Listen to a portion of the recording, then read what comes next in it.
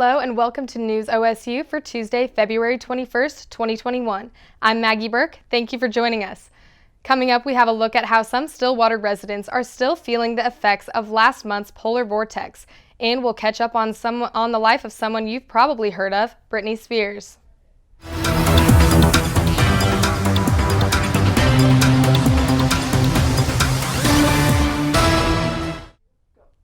Weeks following the historic cold spell that was brought on by last month's polar vortex, Stillwater residents are no longer concerned about the damage to their health, but instead what the damage might do to their utility bill. Kelsey Briggs has more.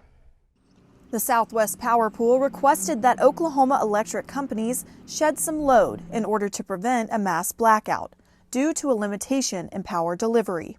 Dr. Hamid Reza Nazarapuya specializes in power systems and says an adjustment had to be made. In order to prevent, the blackout, they basically are trying to have rotating outages to decrease the demand and at the same time use part of their reserve to increase the generation and make these two equal. With the rolling blackouts and below freezing temperatures, heaters ran non-stop in order to keep Stillwater residents warm.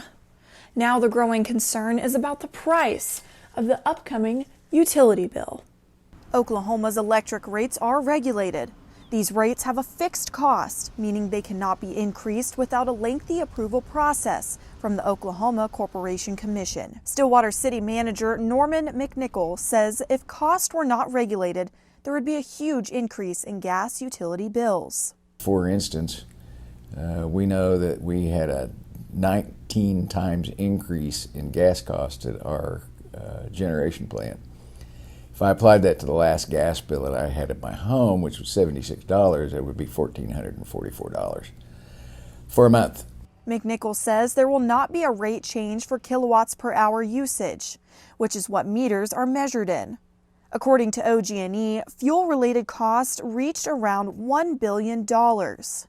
In order to make those costs affordable to consumers, the charges will be spread out over 10 years instead of the next couple months. It is too soon for officials to tell what the final additional cost will be to consumers. Kelsey Briggs, News OSU.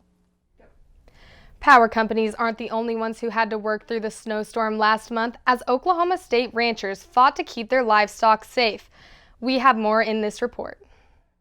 Oklahoma State University has multiple livestock divisions with student workers and hired ranch hands who care for the cattle owned by the university. These workers put in long hours to prepare for and work through 2 weeks of harsh winter weather. Ranchers had to set up windbreaks made of hay bales, just like the one we see here, in preparation for the record low temperatures. This helped protect the livestock who couldn't take shelter. The hours spent feeding, breaking ice, and checking cattle tripled the workers' time spent at the facilities. A few workers at the Purebred Center stayed overnight for a few days at the headquarters office so they could be there to check cattle throughout the night. I mean, you were at it probably for 6-7 hours straight, and then it was time to kind of just start back over getting things prepared for the evening. You're basically checking calving cows every hour throughout even the night time, and probably more in the night, because it wasn't going to take very long for a newborn calf in -20 on snow to freeze to death. The university came up with a special storm ration for the cattle's diet, fluctuating concentrate and forage to prepare the livestock and give them enough energy to keep their bodies warm. Supplying them with enough to eat was vital. So it was a good sign when we were going through the yard and seeing that the cattle actually had snow on their backs, and most people would think that, it was not a good sign when they've got snow and ice all over them, but it meant that they were self-insulating and that they were staying warm enough that the snow wasn't melting on their backs. Leister and Wasson both say that the cattle made it through the cold with very few problems. It's amazing in all this that how tough cattle actually are. You probably don't give them enough credit for how efficient and just the will to survive at that point. For News OSU, I'm Maggie Burke. The House of Representatives passed an updated COVID-19 relief bill that is slated to give $1,400 to American citizens, funds for vaccine distribution, and $350 billion in aid to state and local governments. The bill now rests in the hands of the Senate as they try to pass the bill before March 14th, when unemployment aid programs are set to expire. The bill would be a big victory for the new administration, as it would be the first major legislation passed in the Biden presidency. Speaking of money, we now bring to you a story of someone you've probably heard of who doesn't even have control of her own money. Britney Spears, once known as the Princess of Pop, has been in and out of the spotlight ever since her rise to fame. But life isn't always like a music video for this star. Caitlin Seiler has more. Britney Spears. Known by many as the Princess of Pop, Britney Spears is an American singer, songwriter, dancer, and actress. However, for over half of her career, Spears hasn't held full control over her own life. Since her notorious mental breakdown in 2008, Spears was placed under a conservatorship controlled by her father, Jamie Spears. At 38 years old, Spears is still under a conservatorship despite multiple comebacks that include performances, albums, and lucrative business ventures. The details about Spears' conservatorship have been kept largely private until a large amount of social media support put Britney back into the spotlight. Fans have been using the hashtag #FreeBritney to show her their support. They also believe that Britney has been using her Instagram page to send secret messages about how she wants to be free of her father's control. Conservatorships are put in place when an individual is in a coma or has a severe mental illness and cannot take care of his or her assets. In the past 12 years, Spears has released 4 albums and completed a 4-year, $140 million Las Vegas residency, which doesn't sound like someone who needs a conservatorship would be able to do. Under her conservatorship, Spears can't go to the gym without supervision, spend her own money, get married, have kids, drive her car, vote, or speak publicly about her conservatorship. Britney Spears has lost control over her own individual rights. On February 11th, Bessemer Trust was appointed co-conservator at Britney's request. Britney strongly opposes her father's role in her conservatorship and wants Bessemer's Trust to become the sole conservator of her estate. Britney Spears is considered by many to be a high-functioning conservatee. She knows she needs help with her finances, she just doesn't want it to be her father. Her father has been abusing the conservatorship for his own financial gain at the cost of his daughter's freedom. It's time to hashtag #FreeBritney, but I'm just saying. Oklahoma State University is doing its part to fight COVID-19 and is administering vaccines at the OSU Medical Health Care Center.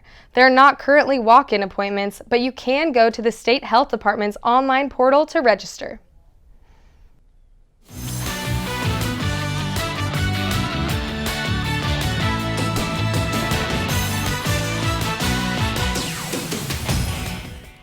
Oklahoma State basketball pulled off its 2 biggest wins of the season in the span of 3 days. The Cowboys completed a sweep against the school down south for the first time in 4 years.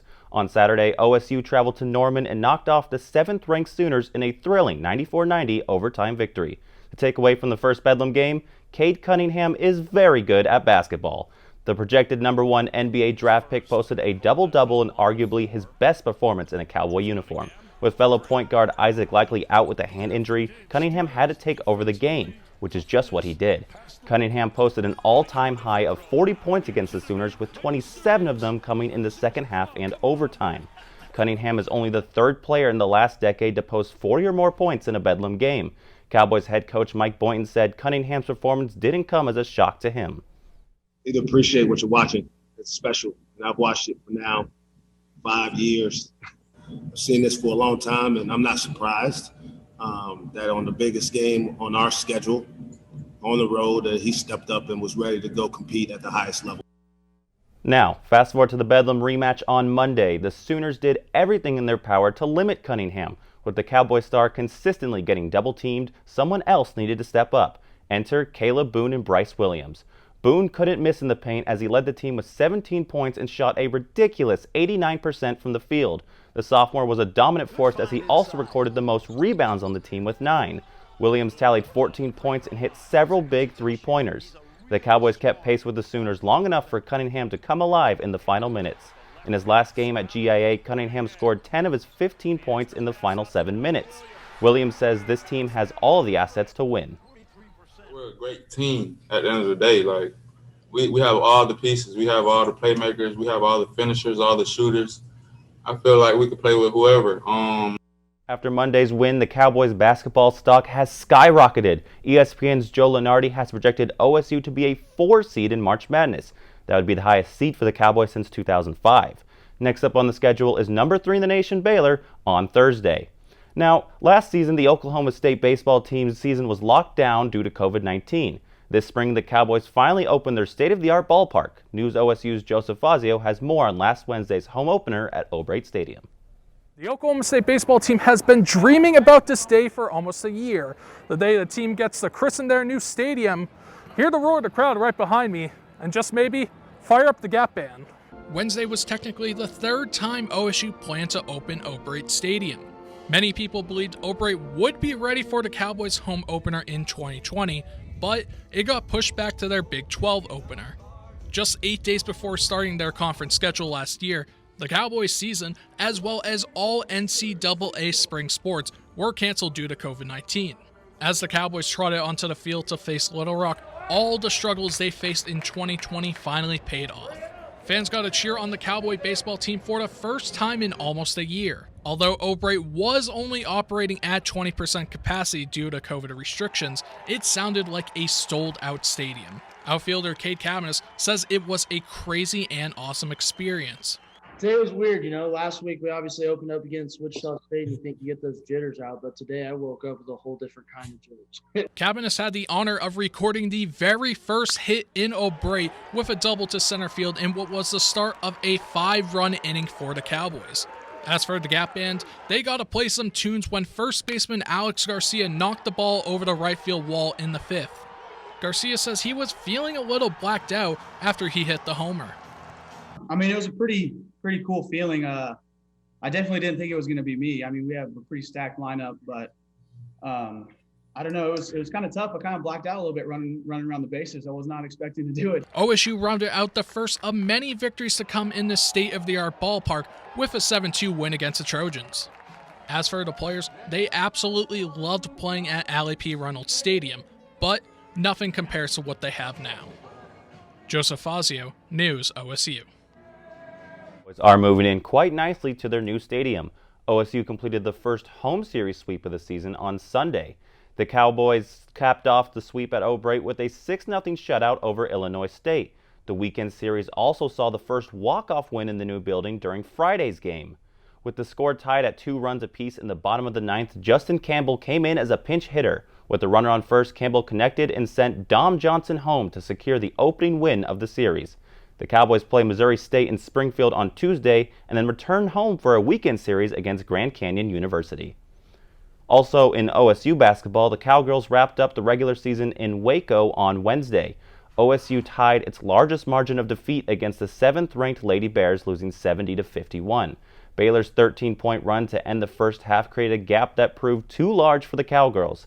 One of the few positives for the team was Natasha Mack posting her 16th double-double of the season.